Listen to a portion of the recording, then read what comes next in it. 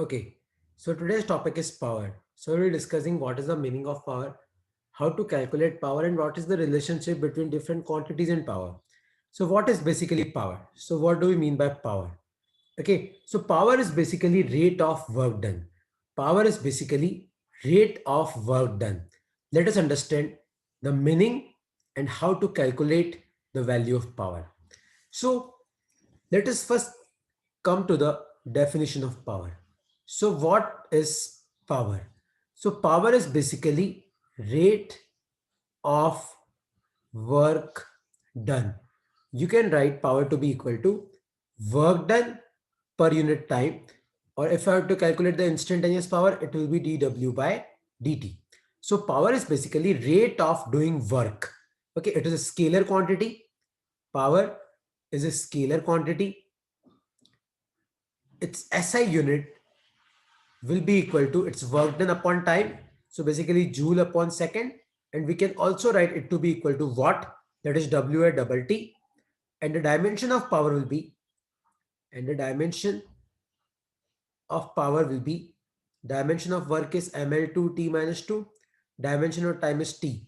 So it will come out to be ML2 T minus 3. So basically power is a scalar quantity with SI unit watt and dimension ML2 T minus 3. Now we already know that work done is basically force dot displacement. So power will be equal to work done upon time. So we can put the value of force, that is force dot displacement upon time.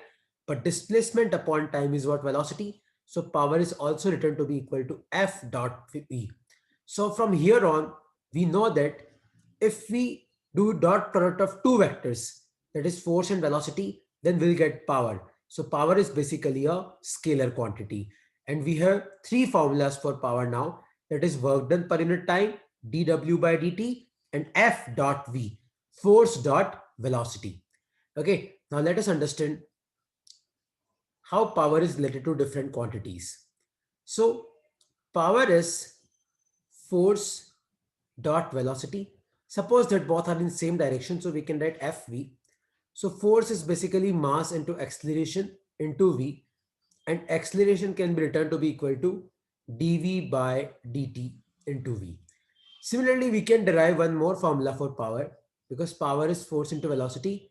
Force will be mass into acceleration into velocity, and acceleration can also be written to be equal to V dV by dx into velocity. So all these formulas are useful when you will be solving questions. Suppose I give you a question that if x equal to t cube, find power. If x equal to t cube, find power, mass of body is given to be equal to 1 kg. So how will you calculate power? So if x equal to t cube, then velocity is basically dx by dt, and differentiation of t cube will be 3t square. Similarly, acceleration is equal to dv by dt, and we know that differentiation of 3t square will be 6t. Now, if I have to calculate the power, so power is basically mass into acceleration into velocity. So mass is 1, acceleration is 60, velocity is 3t square. So the answer will be 18t cube. So this is how you can calculate power. So power is depending on time basically. So what is power? Power is scalar quantity, whose formula is rate of work done, that is work done per unit time. And by putting the value of work, you can arrive at a formula that power is equal to force dot velocity. Okay, now there's one basic question that is generally asked. Suppose that a mass m is lifted to a height h in time t. What is the power? So power is basically work done per unit time. So to lift a mass m to h height, work done will be mgh and time is t. Please remember, because this formula is very important, because this kind of questions are generally asked in the exam, that what will be the power when a mass m is lifted to a height h and time t. So this is how you have to calculate power.